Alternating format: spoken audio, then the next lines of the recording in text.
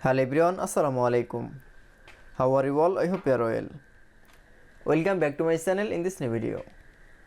Today's video, how to center a text box on the page in Microsoft Publisher. So let's started.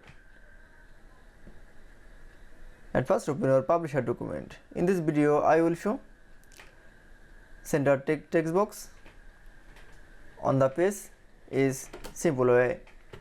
Now click for a draw text box. Now draw a text box in the wall page. Now going to the format menu option, then click for a send backward option. Now click for send backward. Now select from a multiple text box and going to the align option. Now click for a middle align. That it's then you show center text box on the page in Microsoft Publisher is very easily.